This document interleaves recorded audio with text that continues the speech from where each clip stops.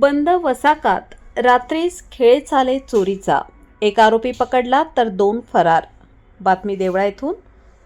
देवळा तालुक्यातील विठेवाडी येथे बंद अवस्थेत असलेल्या वसाका कारखान्यातून शुक्रवार दिनांक 29 रोजी रात्री रास इलेक्ट्रिकल वेल्डिंग मशीनची चोरी करताना सुरक्षा रक्षकांनी एकाला रंगेहात पकडले.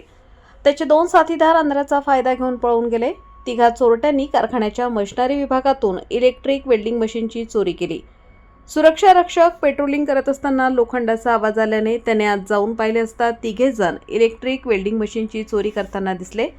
त्यांनी पाठलाग केला असता दोघे पळून जाण्यात यशस्वी झाले, परंतु भाऊसाहेब पवार वय 30 वर्ष याला पकडून पोलिसांच्या ताब्यात देण्यात आले. फरार असलेले गणेश गांगुर्डे व सागर पवार या दोघांचा शोध पोलीस घेत आहेत.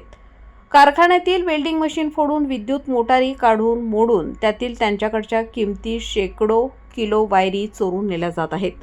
मोठे विद्युत जनित्र काढून त्यातील तांबे काढून नेण्याचा सातत्याने प्रयत्न केला जात आहे. जनित्र काढून त्यातील हजारो लिटर किमती ऑइल चोरीला गेल्याचा दावा स्वाभिमानी शेतकरी संघटनेचे समन्वयक कुबेर जाधव यांनी केला असून या ठिकाणी सुरक्षा यंत्रणा वाढवण्याची मागणी देखील कुबेर जाधव व परिसरातील नागरिकांनी केली आहे.